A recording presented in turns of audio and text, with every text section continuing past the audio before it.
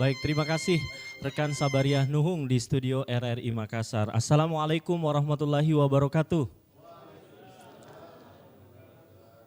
Bismillahirrahmanirrahim. Alhamdulillahirabbil alamin wassalatu wassalamu ala asyrafil anbiya'i wal mursalin wa ala alihi wa sahbihi ajmain amma ba'd. Puji syukur kehadirat Allah Subhanahu wa taala karena limpahan rahmat dan karunia-Nya jualah sehingga kita bisa bersama berkumpul di acara yang penuh berkah ini dalam program Religi Titian Ilahi yang disiarkan kali ini secara langsung dari Universitas Bosowa Unibos Makassar atas kerjasama RRI Makassar dan Ganas Anar Majelis Ulama Indonesia MUI Provinsi Sulawesi Selatan. Hari ini Jumat 23 Agustus 2024 dan pendengar kita akan membahas tema penting dan relevan yaitu ikhtiar kolaborasi merdeka dari narkoba. Salawat serta salam tak lupa pula kita kirimkan kepada junjungan kita Nabi Muhammad SAW. Pendengar kaum muslimin dan muslimat yang dirahmati oleh Allah Subhanahu wa taala, yang siaran Titian Ilahi bisa Anda dengarkan di 94,4 FM dan juga bisa Anda tonton apa yang Anda dengar melalui aplikasi di RRI Digital dan juga di YouTube channel RRI Pro 1 Makassar. Kami juga ingatkan, insya Allah nanti kita akan mendengarkan tentunya pemaparan dari beberapa narasumber terkait topik kita, dan Anda pun pendengar dan juga audiens yang ada di sini insya Allah sebentar bisa bertanya. Untuk penelpon bisa di 0821 3333 9440 dan juga live chat di aplikasi RRI Digital. Dan seperti yang terlihat sudah hadir bersama kita saat ini insya Allah nanti yang akan menyampaikan tausiah Sekretaris Umum Majelis Ulama Indonesia Provinsi Sulawesi Selatan. Namun kami nanti akan tersambung bersama beliau melalui sambungan virtual karena ada kendala lalu lintas, ada demo begitu ya di depan kantor DPRD dan kita menanti beliau. Dan juga saat ini kita bersama dengan Wakil Dekan 2 Fakultas Hukum Universitas Bosowa, ada Ibu Siti Subaida SHMH. Assalamualaikum Ibu Siti. Waalaikumsalam warahmatullahi wabarakatuh. Terima kasih Ibu Siti sudah bersama sore hari ini, dan juga kita bersama dengan Ketua Ganas Anar Majelis Ulama Indonesia MUI Sulawesi Selatan Bapak Dr. Waspada Santing MSOSI MHI. Assalamualaikum Pak Dr. Waspada Santing. Waalaikumsalam warahmatullahi wabarakatuh. Terima kasih Pak untuk kerjasama dengan RRI tentunya, dan kita bersama juga dengan Dekan Fakultas Hukum Universitas Bosowa Ibu Dr. Yulia Hasan SHMH. Assalamualaikum Ibu Yulia. Waalaikumsalam warahmatullahi wabarakatuh. Sehat Ibu ya? Alhamdulillah. Alhamdulillah. Baiklah pendengar kaum muslimin dan muslimat, sebelum kita mulai kebersamaan kita akan mendengarkan terlebih dahulu pengajian ayat suci Al-Quran yang akan dibacakan oleh Ibu Haja Saidah Yusuf Mustara, SE, AK. Beliau merupakan Bendahara Ganas Anar MUI Sulawesi Selatan. Kepadanya disilakan. Assalamualaikum warahmatullahi wabarakatuh. Waalaikumsalam warahmatullahi wabarakatuh. أعوذ بالله من الشيطان الرجيم.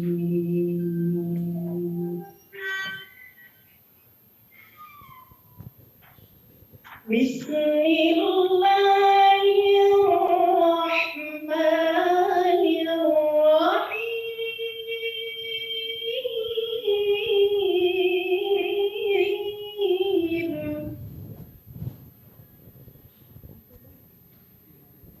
وأنفقوا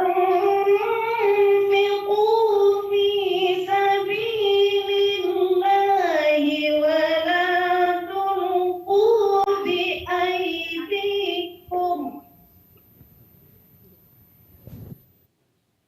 ولا تلقوا بأيديكم إلى التهلكة وأحسنوا إن الله يحب المحسنين. الله أكبر. بسم الله الرحمن الرحيم. يا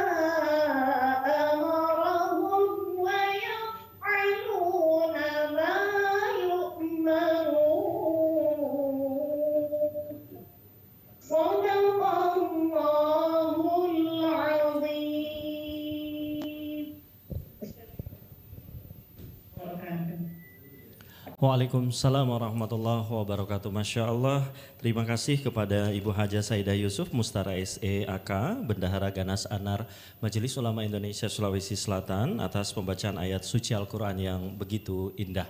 Baiklah pendengar dan hadirin yang ada di Universitas Bosowa, untuk selanjutnya mari kita akan mendengarkan sambutan yang pertama dari Dekan Fakultas Hukum Universitas Bosowa kepada Ibu Dr. Yulia Hasan SHMH, dengan hormat disilakan. Yang terhormat Profesor Dr. Kiai Haji Muammar Bakri sebagai narasumber hari ini. Kemudian yang terhormat juga sebagai narasumber Ibu Haja Siti Subaidah SHMH. Yang terhormat para pengurus Ganas Anar MUI yang hadir pada hari ini juga. Kemudian ada Ibu Wakil Dekan 1, Ibu Dr. Anditira SHMH, para kru RRI beserta host yang saya banggakan pada hari ini. Assalamualaikum warahmatullahi wabarakatuh. Puji syukur kita panjatkan kehadirat Allah Subhanahu wa taala, karena atas izinnya lah sehingga kita semua dapat hadir di tempat ini dalam rangka acara Titian Ilahi yang merupakan salah satu program RRI. Salam dan salawat kita haturkan ke Nabi besar Muhammad sallallahu alaihi wasallam. Hadirin yang saya hormati, kegiatan Titian Ilahi ini merupakan kerjasama antara Fakultas Hukum Universitas Bosowa, MUI dan RRI dengan tema Ikhtiar Kolaborasi Merdeka dari Narkoba. Bila dilihat dari kualifikasi narasumber, tema Ikhtiar Kolaborasi Merdeka dari Narkoba ini itu akan dikaji dari sudut pandang agama dan hukum. Dan kita juga tidak pungkiri bahwa pemberantasan penggunaan narkoba ini telah banyak dilakukan, tetapi masih banyak juga ya narkoba yang beredar dan juga dikonsumsi oleh berbagai kalangan. Oleh karena itu dibutuhkan peran kita semua, baik dalam lingkungan keluarga, kemudian lingkungan masyarakat dan pihak-pihak lainnya untuk berpartisipasi dalam memberantas peredaran narkoba ini. Kegiatan ini juga patut diapresiasi karena banyak manfaat yang didapatkan, terutama ya tentu saja ilmu pengetahuan, dan yang paling bagus itu adalah terkait dengan terjalinnya kembali kerjasama antara Fakultas Hukum dengan MUI yang beberapa tahun yang lalu pernah kita adakan kerjasama pada tahun 2019 dan berharap dapat dilanjutkan lagi. Demikian juga dengan RRI, kemungkinan besar ya ada peluang untuk kerjasama, kami berharap demikian. Ini saja mungkin yang dapat saya sampaikan dalam sambutan saya. Terima kasih atas perhatiannya. Wabillahi taufik wal hidayah. Wassalamualaikum warahmatullahi wabarakatuh. Waalaikumsalam warahmatullahi wabarakatuh. Terima kasih kepada Ibu Dr. Yulia Hasan atas sambutannya. Selanjutnya hadirin dan juga pendengar serta pemirsa RRI yang menyaksikan, kita segera menyimak sambutan selanjutnya dari Ketua Ganas Anar Majelis Ulama Indonesia MUI Sulawesi Selatan kepada Bapak Dr. Waspada Santing MSOSI MHI, dipersilakan. Assalamualaikum warahmatullahi wabarakatuh. Waalaikumsalam warahmatullahi wabarakatuh. Alhamdulillah wa syukurillah wa la hawla wa la quwata illa billah.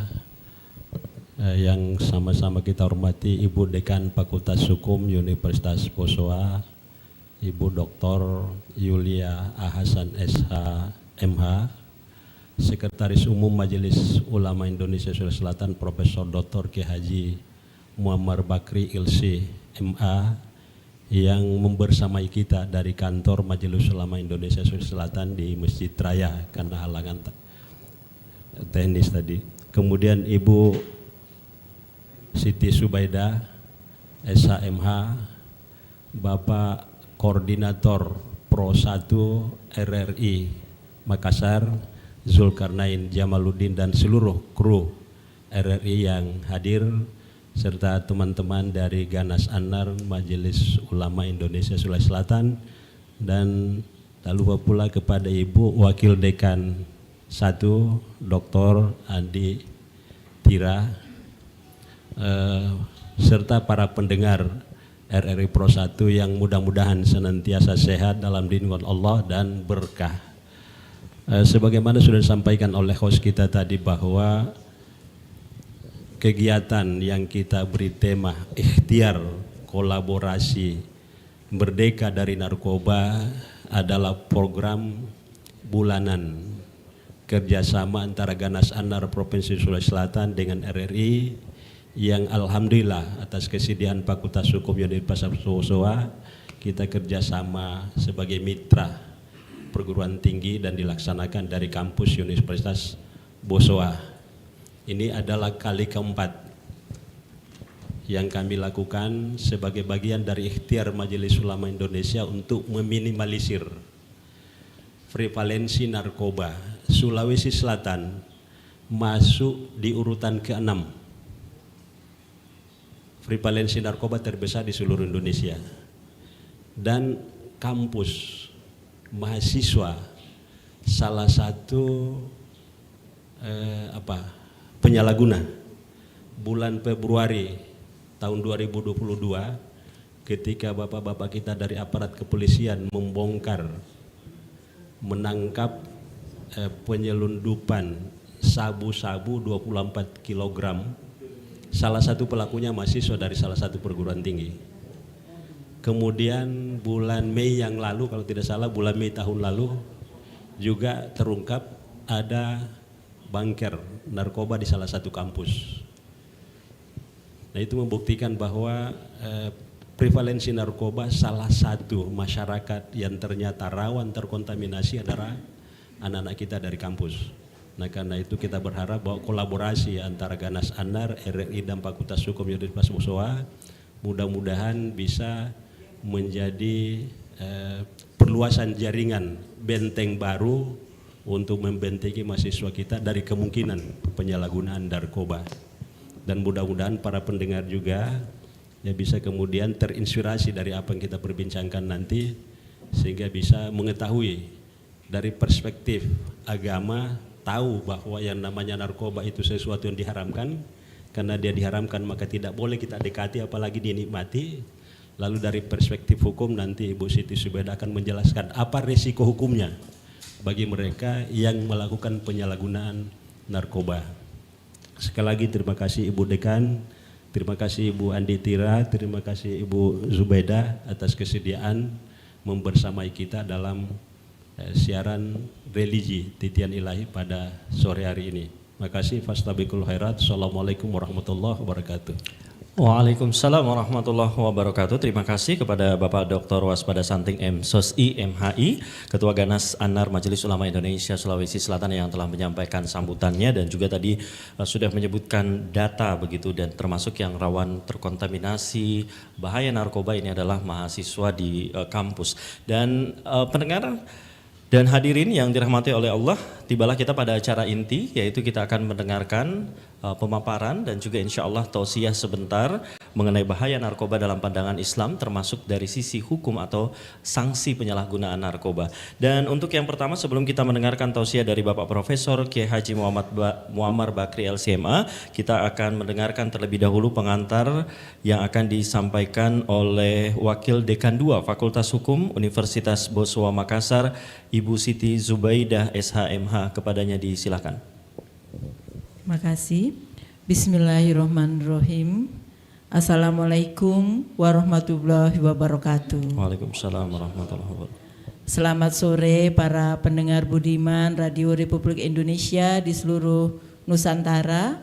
Pada sore kali ini kita bersua kembali dalam acara Titian Ilahi dengan tema kolaborasi merdeka dari narkoba. Nah, suatu tema yang sangat tepat mengingat kondisi dari masyarakat kita atau negara kita pada saat ini. Tadi oleh Bapak Ketua Ganas telah disampaikan bahwa kondisi Sulawesi Selatan pada detik ini adalah nomor 6, tapi saya mempunyai data terbaru, dia sudah menjadi nomor 5 di seluruh provinsi di seluruh Indonesia. Oleh sebab itu, di era kita merayakan kemerdekaan negara Republik Indonesia yang ke-79 ini, kadang-kadang kita masih mempertanyakan, apakah betul-betul kita ini sudah merdeka? Secara fisik mungkin sudah, iya. Tetapi sebenarnya kita ini sekarang baru mengalami proxy war. Perang yang musuhnya sebenarnya tidak kelihatan. Apa itu? Yaitu narkotika, terorisme, ya. Nah, salah satu yang paling harus kita perhatikan adalah narkotika. Jadi, mengapa dikatakan proxy war, perang yang diam-diam musuhnya tidak kelihatan? Karena narkotika ini berkembang sedemikian rupa yang dapat menyerang kepada segala usia. Saya punya data mulai dari usia di bawah 15 itu sudah ada hampir 100-an. Kemudian usia-usia tadi yang disampaikan pelajar dan mahasiswa itu adalah usia yang paling banyak menggunakan narkotika ini. Nah, oleh sebab itu ini menjadi perhatian bagi semuanya. Pemerintah sendiri telah menetapkan Undang-Undang Nomor 35 Tahun 2009 tentang narkotika, di mana setiap saat kami sosialisasikan karena ada kewajiban bagi masyarakat akademisi maupun dari organisasi-organisasi yang lain untuk selalu menyampaikan dan bersosiali tentang bahaya narkotika. Nah, dari bidang hukum kami akan menyampaikan bahwa penyalahgunaan narkotika itu adalah sebuah tindak pidana. Jadi dalam Undang-Undang Nomor 35 Tahun 2009 itu ada dibedakan 2 tindak pidana di dalamnya yang diatur dan diancam dengan hukuman, yaitu penyalahguna narkotika dan pengedar, ya, yang biasa disebut bandar dan sebagainya. Kenapa dikatakan penyalahguna? Karena sebenarnya zat, ya, narkotika dan zat adiktif turunannya itu sebenarnya juga menjadi bahan penelitian untuk pengembangan ilmu pengetahuan. Namun karena sifat yang berbahayanya dari zat tersebut, maka penggunaannya adalah diatur baik oleh Undang-Undang Kesehatan maupun Undang-Undang tentang narkotika, karena mengingat bahayanya zat tersebut bagi seluruh organ-organ tubuh yang biasanya kami putarkan film kepada anak-anak pelajar dan mahasiswa. Nah, karena berbahayanya itu maka penggunaannya harus diatur. Penggunaannya untuk golongan 1 itu hanya untuk perkembangan ilmu pengetahuan. Golongan 2 bisa untuk sebagai pengobatan dalam batas yang dibolehkan. Nah, ini yang biasa mereka tidak sakit, mereka tidak punya izin untuk pengembangan ilmu pengetahuan, kemudian dia memakai, kemudian dia menjual, mengedarkan. Nah, ini yang disebut kalau memakai dia menyalahgunakan. Kemudian kalau yang mengedar, menjual, mengantarkan itu sudah masuk tindak pidana yang lebih berat. Nah, di dalam Undang-Undang Nomor 35 Tahun 2009, di dalam pasal 116, pasal 117, 121, 126, 127 itu berlaku bagi penyalahguna. Ingat para pendengar yang budiman dan anak-anakku yang ada di ruangan ini, penyalahguna itu juga ada ancaman pidananya. Jadi dia masuk juga tindak pidana, di mana maksimum itu hukumannya 4 tahun. Nah, bagi mereka yang masuk di dalam kategori pengedar, sebagaimana di dalam pasal 114, 115, 118, 119, 120, 123, 124 dan 125 ini merupakan tindak pidana yang serius karena ancaman pidananya bisa di atas 10 tahun penjara. Nah, dari pelaku di Indonesia ini yang menyedihkan para pendengar yang kami hormati, bahwa dari berbagai kalangan sudah narkotika ini sudah masuk ke dalam berbagai kalangan masyarakat, baik swasta, pedagang, buruh, petani, pelajar dan mahasiswa tadi, maupun PNS, aparat kepolisian, TNI dan sebagainya. Nah, oleh sebab ini adalah merupakan musuh bersama yang kita hadapi untuk merdeka yang sebenarnya. Mungkin nanti dapat dilanjutkan dalam sesi diskusi materi ini, khususnya dari bidang hukum. Saya kira demikian untuk sementara. Terima kasih. Baik, terima kasih Ibu Siti Zubaidah, SHMH, Wakil Dekan 2 Fakultas Hukum Universitas Bosowa yang sudah menyampaikan pengantar singkat terkait tema kita hari ini, khususnya mengenai hukum ya, sanksi bagi penyalahgunaan narkoba. Dan pendengar RRI dan juga hadirin, untuk selanjutnya marilah kita dengarkan penyampaian tausiah singkat oleh Bapak Profesor Dr. Kiai Haji Muammar Bakri LC.MA dengan tema ikhtiar kolaborasi merdeka dari narkoba, khususnya mengenai bahaya narkoba dalam pandangan Islam. Kepada Bapak Prof disilakan. Silakan Prof.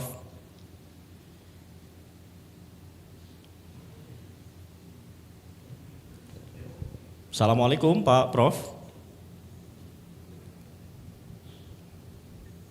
Baik, kami masih menanti pendengar terhubung melalui sambungan virtual dengan narasumber Bapak Profesor. Assalamualaikum. Waalaikumsalam warahmatullahi wabarakatuh. Mudah-mudahan suara saya dengar dengan jelas ya.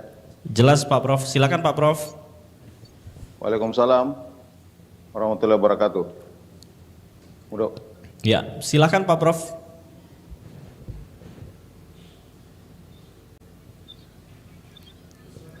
Pak Prof, silakan.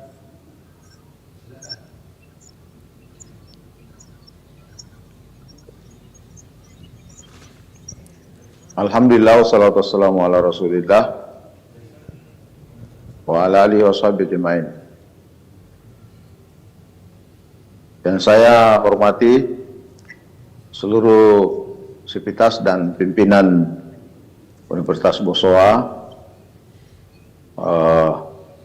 pimpinan Ganas Anar, Pak Dr. Waspada yang menginisiasi acara yang sangat penting ini. Tema yang diangkat, merdeka dari narkoba. Tema yang sangat menarik. Tentu ini adalah hal yang prinsipil dalam agama, dalam kehidupan, dalam berbangsa dan bernegara. Kenapa? Karena kita beragama dibutuhkan akal yang sehat. Kita hidup di dunia ini juga dibutuhkan akal yang sehat. Itulah sebabnya kenapa akal dalam Islam itu, selain namanya akal sendiri, akal itu berakar dari kata akalayak pilu, yang juga difungsikan pertama kali istilah ini dengan tali kegang kuda. Kenapa dikatakan talinya itu akal? Karena kuda itu sangat ditentukan oleh instruksi tali. Jadi kalau kudanya mau lari kanan, itu diatur oleh talinya.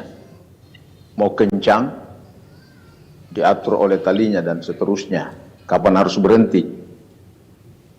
Jadi kuda itu ditentukan oleh akal. Dalam istilah lain, itu tali kegang kudanya. Sehingga kalau dikaitkan dengan posisi akal bagi manusia, maka manusia yang normal dan stabil akalnya pasti jalannya juga stabil, berpikirnya juga stabil. Kalau ada manusia yang rusak akalnya akibat teler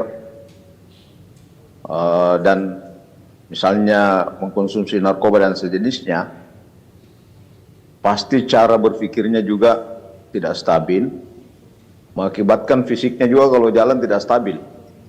Makanya orang yang teler itu jalannya tidak pernah stabil. Kenapa? Karena akalnya rusak.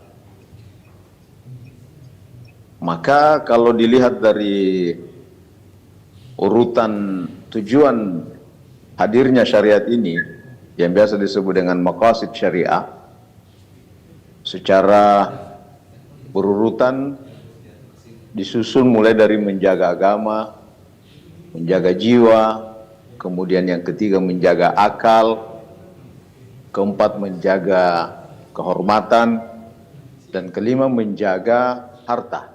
Jadi 5 tujuan pokok hadirnya syariat Islam. Coba kita lihat susunannya, menjaga akal itu di tengah-tengah.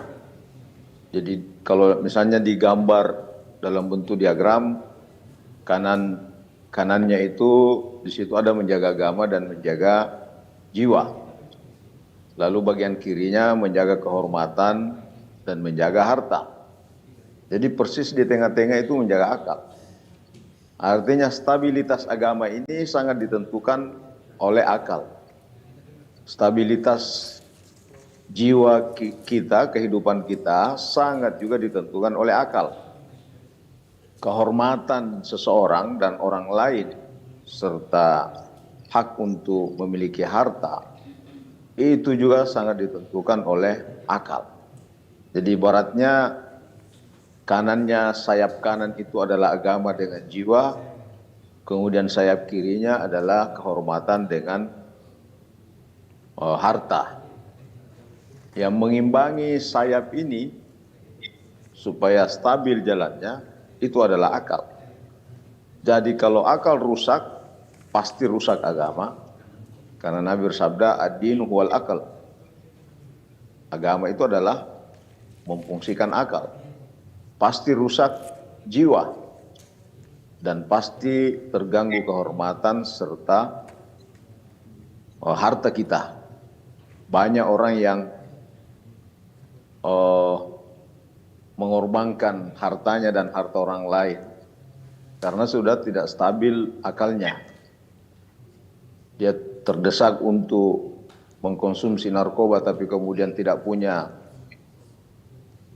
modal yang cukup, apapun yang dilakukan, yang penting bisa menikmati kebutuhan untuk mengkonsumsi narkoba karena kecanduan, itu pun dilakukan. Nah, maka dalam Islam, orang yang merusak stabilitas akal ini, itu dikenakan sanksi berupa cambuk misalnya, kalau aturan syariat itu mau dijalankan. Dan maqasid syariah ini tujuan pokok hadirnya Islam, kewajiban kita menjaganya. Sekaligus itu hak seseorang. Jadi kewajiban untuk menjaga 5 pokok sekaligus itu menjadi hak individual seseorang.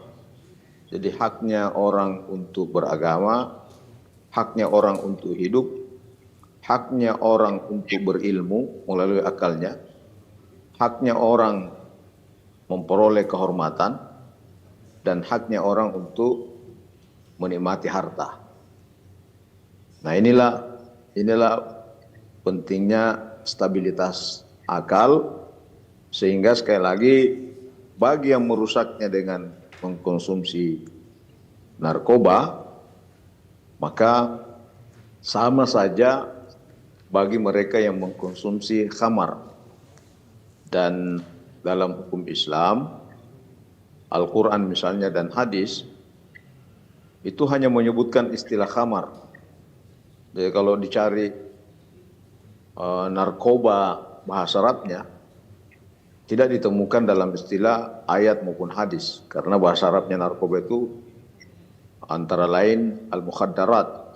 Ya, itu tidak ditemukan istilah itu atau kosakata itu di dalam Al-Quran maupun hadis.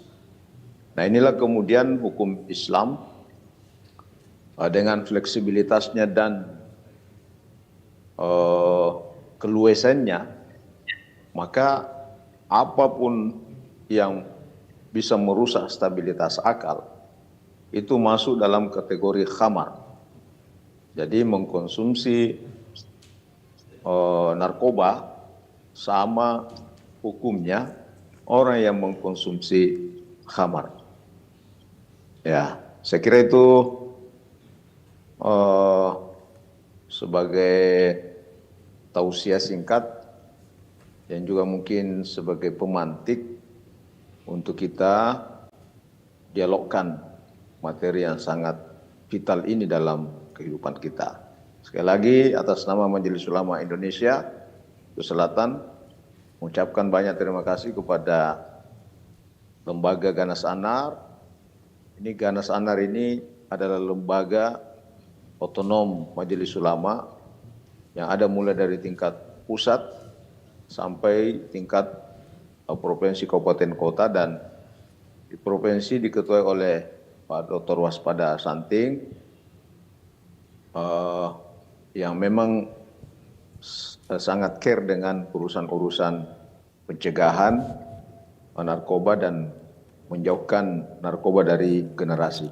Begitu juga, dan terima kasih saya atas nama Majelis Ulama Indonesia kepada seluruh sivitas akademika Unibos, khususnya Fakultas Hukum yang menginisiasi kegiatan ini. Demikian, terima kasih. Assalamualaikum warahmatullahi wabarakatuh. Waalaikumsalam warahmatullahi wabarakatuh. Terima kasih Bapak Profesor Dr. Kiai Haji Muammar Bakri LCMA yang telah menyampaikan tausiahnya, dan seperti yang tadi disampaikan oleh beliau bahwa Islam menegaskan bahaya narkoba sebagai kerusakan besar yang harus dicegah, dan umat Islam diajak berperan aktif untuk edukasi, pencegahan, dan kolaborasi bersama untuk memberantas narkoba demi kesejahteraan bersama. Pendengar dan juga hadirin yang saat ini masih bersama dalam program Titian Ilahi, kita memasuki sesi tanya jawab, dan bagi audiens yang ada di kampus Universitas Bosowa yang ingin bertanya silahkan, dan juga untuk pendengar di rumah Anda boleh berpartisipasi melalui nomor interaktif di 0821 33 33 9440, bisa melalui telepon atau melalui WhatsApp. Silahkan pendengar, kami tunggu partisipasi Anda di 0821 33 33 9440, atau ada penanya di studio, di audiens yang ada di sini yang ingin bertanya ke narasumber kita, silahkan. Baik, saya ke bapaknya dulu nih, Tabe, silakan Pak.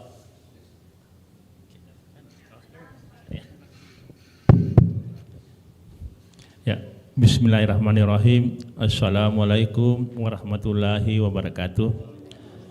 Yang pertama-tama terima kasih atas kesempatan yang diberikan kepada saya terkait dengan narkoba ya. Saya langsung saja, mungkin sekarang ini Pak Rusli Siri. Iya, Rusli Siri ya, mohon maaf. Ya, mohon maaf ini belum nama saya, Rusli Siri. Saya mau mungkin bertanya kepada Ibu tadi WD2 ya. Ya, WD2, mohon maaf. Ini kan banyak sering juga terjadi, kita melihat di berita selain dari pelaku, akan tetapi yang menjadi masalah adalah penegak hukum. Ya, penegak hukum juga sekarang banyak yang sering kita lihat di berita, kita lihat di mana-mana yang sering terjadi. Sering terjadi, apakah dia dugaan membackup atau dia juga adalah pemakai, bahkan dia juga menjadi pengedar. Ya, terkadang dia jamaah, dia berjamaah, dia pemakai dan dia juga pengedar. Mungkin dari Ibu, ya Ibu, kalau bagaimana mana yang lebih berat hukumannya itu, Bu? Itu yang apakah memang sama dengan kalau aparat hukum yang melakukan dengan masyarakat biasa? Ya, terima kasih mungkin Pak. Terima kasih Pak Rusdi yang sudah bersama kita, dan pendengar silakan untuk Anda yang ingin bergabung bersama kami melalui telepon interaktif di 082133339440. Dan juga ini sudah ada beberapa yang ikut berkomentar, nanti kami akan bacakan ya untuk beberapa penanya yang sudah menanyakan. Ada telepon. Assalamualaikum. Halo, assalamualaikum. Assalamualaikum, Titian Ilahi. Dengan siapa di mana? Halo, assalamualaikum. Assalamualaikum. Baik, terputus. Ini ada yang bertanya juga untuk Pak Kiai, katanya dari Pak Ahmad di Makassar. Pak Kiai, saya mau tanya bagaimana cara kita sebagai orang tua memastikan anak-anak kita terhindar dari pengaruh narkoba? Apakah ada doa atau amalan khusus dalam Islam yang bisa kita lakukan, Pak Kiai? Baik, sudah ada dua penanya, dan untuk Anda yang masih ingin bergabung lewat telepon masih kami terima. Kita ke Ibu Yulia dulu. Ibu Yulia, ini tadi untuk oknum seperti apa? Oh, Ibu Siti Subaidah. Silakan Bu Siti. Terima kasih Bapak Rusli Siri yang ada bersama di ruangan kita ini. Ada sebuah pertanyaan yang sangat menarik, bahwa di lingkungan kita, di wilayah kita ini pengguna narkotika sudah meliputi dari berbagai golongan, antara lain dari aparat hukum sendiri. Dan memang ini benar, beberapa waktu yang lalu kita mendengar bahwa ada boleh dikatakan kerjasama di wilayah Sumatera Utara yang langsung berhadapan dengan Laut Cina Selatan. Perlu kita ketahui bersama dan bahwa wilayah Indonesia ini sangat terbuka luas, wilayah lautnya begitu luas sehingga rawan untuk penyelundupan. Nah, di sini adalah harus ada peran aktif dan integritas yang baik dari para aparat. Nah, salah satu peristiwanya adalah penyelundupan di Laut Cina Selatan yang ternyata ada oknum aparat yang boleh katakanlah satu karung ditangkap, satu karung kita pakai kerjasama, dan itu memang ada, kami tidak usah sebutkan. Nah, berkaitan dengan hukumannya, ini sama dengan tindak pidana yang lainnya. Kalau pelakunya itu adalah aparat atau tindak pidana yang lainnya itu pelakunya orang tua terhadap anak dan sebagainya, itu di ketentuan hukumnya dapat ditambah 1/3 sebagai pemberatnya, Pak. Jadi ancaman maksimal dari pasal apa yang dilanggar kemudian dapat diperberat 1/3 dari ancaman maksimal tersebut. Namun kembali lagi kita melihat juga dari law enforcement-nya, penegakan hukumnya, yang kadang-kadang jangankan kita mengharapkan terberat ditambah 1/3, bahkan hukuman itu kadang-kadang ya hanya beberapa waktu saja. Tetapi sebenarnya di dalam ketentuan aturannya itu sudah ditetapkan bahwa jika pelakunya itu adalah aparat, maka bisa dijatuhi terberat ditambah 1/3-nya. Kata dapat tidak berarti wajib. Nah, tentu saja dipertimbangkan dengan berbagai halnya. Baik, terima kasih Ibu Siti Subaidah. Silakan untuk Anda yang pendengar yang masih ingin bergabung lewat telepon, kami masih buka di 082133339440 atau juga melalui WhatsApp di nomor yang sama. Kita ke pertanyaan selanjutnya dari Pak Ahmad di Makassar. Ini ditujukan untuk Pak Kiai. Pak Kiai, bagaimana cara sebagai orang tua memastikan anak-anak terhindar dari pengaruh narkoba? Katanya apakah ada doa atau amalan khusus dalam Islam yang bisa kita lakukan? Silakan Prof. Ya. Pak Ahmad. Pendengar Radio Republik Indonesia yang saya muliakan dan seluruh kru Republik RRI Radio Republik Indonesia. Peran orang tua memang sangat menentukan. Makanya kalau ada program pemerintah Jaga Anak Tak, wah itu bagus sekali. Jadi memastikan bahwa pengawasan melekat orang tua kepada anak-anaknya itu berjalan dengan maksimal. Ya, adanya kejadian dari anak-anak kita ini boleh jadi karena memang pengawasan orang tua yang sangat minim. Kalau orang tua mungkin tidak pernah mencari anaknya di malam hari, paling nanti 1 minggu misalnya baru dicari, nah itu sudah berbahaya. Lebih dicari ayamnya daripada anaknya, itu lebih bahaya lagi. Kalau ayamnya hilang, ya pusing. Tapi kalau anaknya hilang 3 hari, tidak dicari-cari, nah itu sangat berbahaya. Karena itu memastikan pengawasan anak-anak kita ini dari orang tua kaitannya dengan narkoba, memang perlu ada pemahaman baik dari orang tua. Jadi orang tua itu harus punya pengetahuan, misalnya ciri-ciri anak atau orang yang terpapar dengan obat-obatan seperti ini, narkoba. Itu harus mengetahui kondisinya, karena kalau nanti terpapar baru diobati itu sangat berat. Jadi narkoba itu kan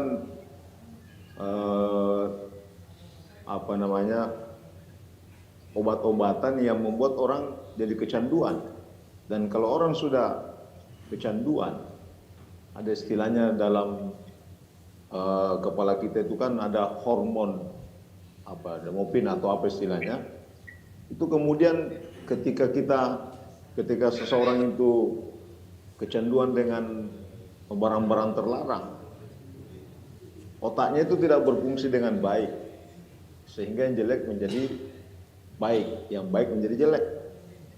Nah, jadi kalau sudah rusak jaringan sel-sel otaknya, maka ketika misalnya melihat uang, maka uang itu selalu diarahkan untuk membeli narkoba.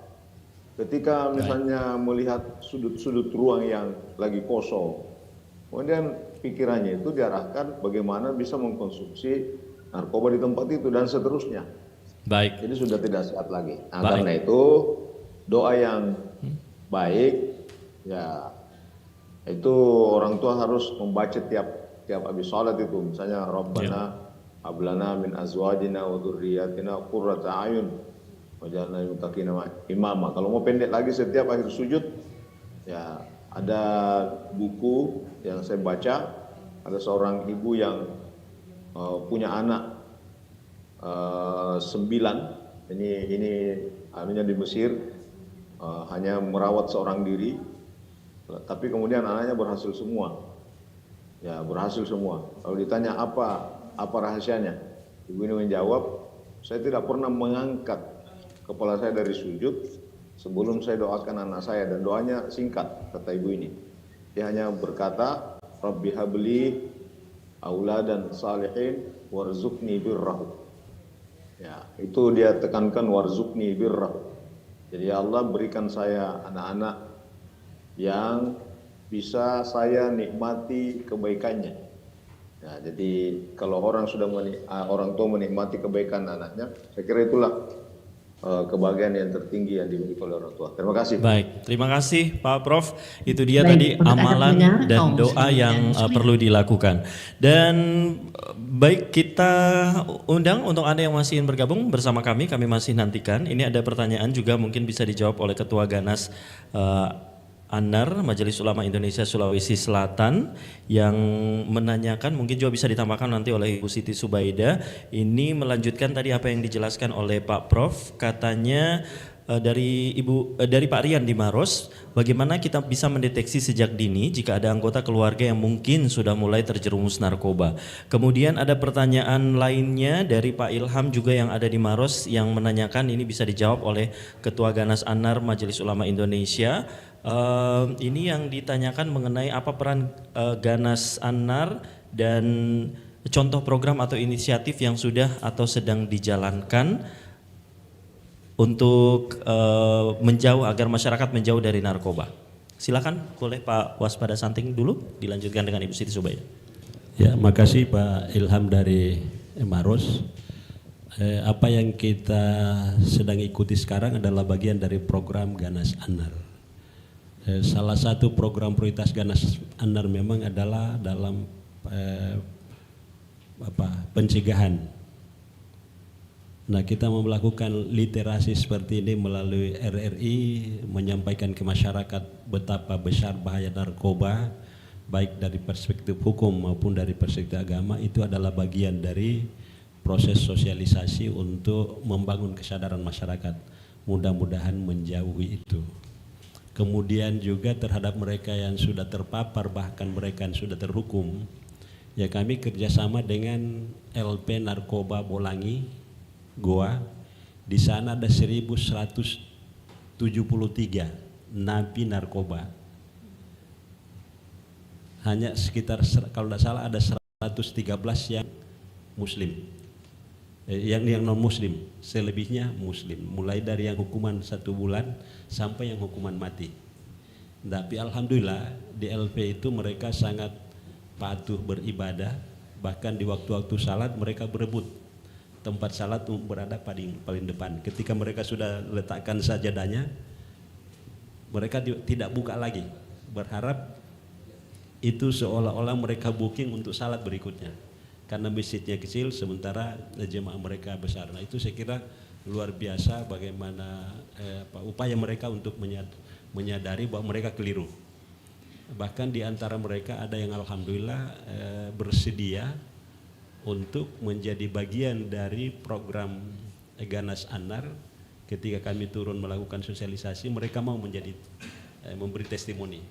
Tinggalkan narkoba, saya sudah rasakan, tidak ada gunanya, hanya kenikmatan sesaat. Saya kira begitu. Baik, terima kasih. Dan untuk selanjutnya Ibu Siti Subaidah mungkin bisa menjawab untuk pertanyaan bagaimana kita mendeteksi sejak dini jika ada anggota keluarga yang mungkin sudah mulai terjerumus narkoba. Baik, silakan Ibu.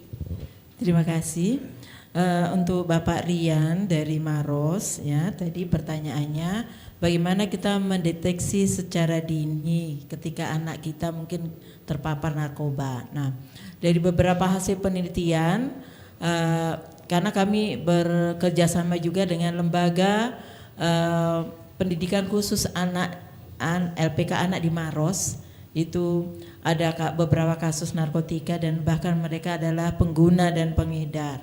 Jadi jika seorang anak itu mulai menyendiri, ya tidak mau bergabung dengan keluarga, dia menyendiri di kamar, kemudian sering bolos sekolah atau kuliah, tertutup. Nah, itu mulai kita sebagai orang tua atau teman, kakak, saudara, kita mulai waspada.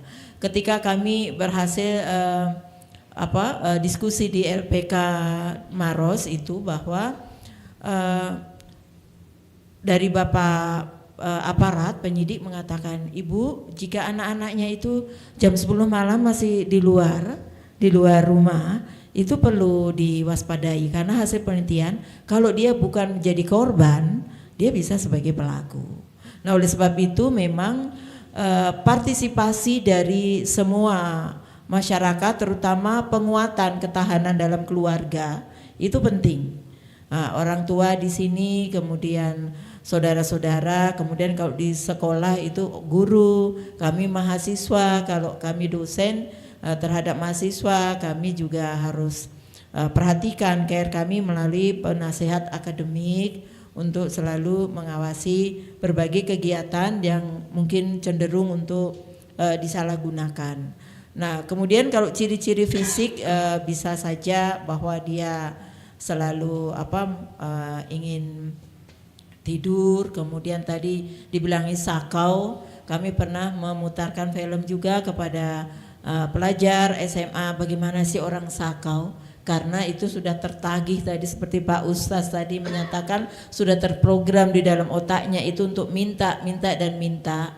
Nah itu kalau sakau bagaimana kita di situ kami sudah bekerja sama dengan tentu saja tenaga medis, dengan psikolog, bagaimana menangani seperti ini. Karena zat ini makanya dikatakan bahaya.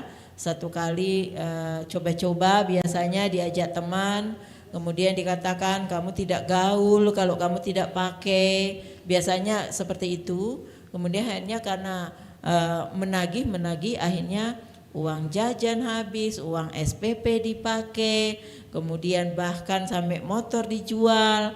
Kalau mereka sudah itu menjual, akhirnya dia melakukan kejahatan untuk mendapatkan uang demi narkotika. Baik. Dan itu ada data-datanya. Baik. Terima kasih Ibu Siti, dan sebelum kita ke Pak Prof untuk menyampaikan juga closing statement-nya, dan ini masih ada pertanyaan juga nih buat Bu Siti sekaligus mungkin closing statement singkat yang menanyakan Pak Ahmad di Makassar lagi, bagaimana hukumnya jika mengetahui Bu ada orang terdekat yang menggunakan narkoba, apakah kita wajib melaporkannya kepada pihak berwajib atau cukup menasihatinya saja? Sekaligus closing statement Bu Siti. Terima kasih Pak Ahmad. Jadi begini, ketika kita mengetahui teman, anggota keluarga, siapapun anak terlibat dengan narkotika, lebih baik kita melapor. Kalau kita melapor itu tidak bisa nanti dikatakan sebagai tindak pidana, apalagi kalau dia perlu direhab dan sebagainya. Daripada nanti aparat yang tahu kemudian ditangkap, maka sebaiknya kita menyampaikan. Jadi memang biasanya mereka kan tidak mau terbuka, tapi dari pihak keluarga yang sebaiknya berinisiasi untuk melaporkan, dan itu tidak akan mendapat hukuman. Tadi penyalahguna itu pun dapat hukuman. Jadi kalau keluarga kita mengetahui anak penyalahguna, kita sebaiknya melapor. Tentu saja ditambah dengan menasehati, tentu saja. Nah oleh sebab itu saya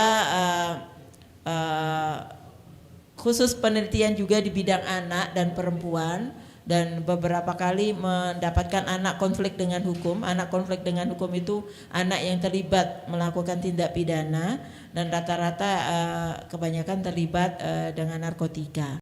Oleh sebab itu saya sangat apresiasi dengan program pemerintah Kota Makassar Jagai Anak Tak. Apakah memang juga mari kita sama-sama mewujudkan bahwa Kota Makassar ini layak untuk anak, aman dan sebagainya.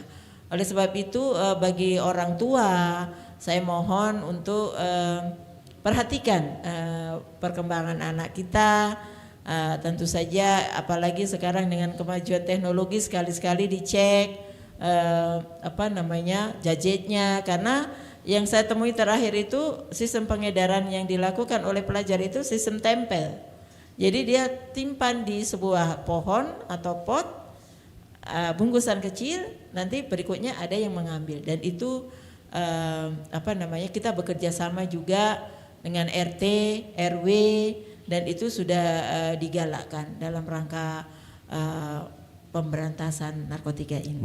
Baik, terima kasih Ibu Siti. Kita ke Bapak Profesor Muammar Bakri. Pak Prof, ini juga sebelum closing statement menjawab pertanyaan dari pendengar dengan kolaborasi yang dilakukan pihak kampus termasuk Ganar Anas Majelis Ulama Indonesia. Ini menanyakan apakah ada kegiatan atau program khusus juga yang bisa diadakan di masjid-masjid di Sulawesi Selatan terkait edukasi bahaya narkoba. Sekaligus closing statement dan ditutup dengan doa Pak Prof, silakan. Ya, Majelis Ulama Indonesia dalam hal ini Ganas Ansar juga selain edukasi melalui kegiatan-kegiatan seminar dan acara kita hari ini, juga sudah membuat buku dan dakwah ceramah yang disiarkan melalui khutbah-khutbah dan ceramah Ramadan. Nah, itu disosialisasikan melalui dai-dai Majelis Ulama Indonesia, dikoordinasi langsung oleh Ganas Anar. Ya, itu juga sekali lagi kita sebagai komponen masyarakat apapun itu, apakah nanti di akademisi di dunia kampus, kita juga di Majelis Ulama Indonesia, dan juga pemerintah baik itu di kabupaten kota dan sampai pada provinsi bahkan sampai tingkat nasional, dan seluruh stakeholder, kalau kita sama-sama melakukan kegiatan pencegahan dan bagaimana mengantisipasi agar tidak terjadi di masyarakat kita, saya kira insya Allah bisa lebih efektif. Tapi yang paling utama adalah keluarga kita masing-masing. Kalau semua orang tua menyadari akan pentingnya penjagaan ini, terutama dalam hal problematika narkoba, saya kira insya Allah kita jadi aman dari yang berbahaya ini. Demikian. Baik, kita tutup dengan doa Pak Prof. Silakan. Ya, mari kita sama-sama berdoa. Semoga kita semua, terutama anak-anak kita, terhindar dari bahaya narkoba dengan mengawali doa kita membaca surah Al-Fatihah. Al-Fatihah. Bismillahirrahmanirrahim. Ya kenal dia kena stand. Surah Al-Fatihah. Alhamdulillah rabbil alamin, sallallahu alaihi rasulillah sayyidina Muhammadin wa alihi wasallam. Allahumma taqabbal minna innaka antas samiul alim. Rabbana hab lana min azwajina wa dhurriyyatina qurrata a'yun waj'alna lil muttaqina imama. Rabbana hab lana min ladunka dhurriyyatan thayyibah innaka sami'ud du'a. Rabbana ja'alna muqimis salati wa dhurriyyatina rabbana taqabbal du'a. Rabbana atina fid dunya hasanah wa fil akhirati hasanah wa qina adzabannar. Sallallahu alaihi wasallam Muhammad walhamdulillahi rabbil alamin. Terima kasih. Assalamualaikum warahmatullahi wabarakatuh. Waalaikumsalam warahmatullahi wabarakatuh. Terima kasih Bapak Profesor Dr. Kiai Haji Muhammad Bakri LCMA, Sekretaris Umum Majelis Ulama Indonesia Provinsi Sulawesi Selatan, dan pendengar serta hadirin.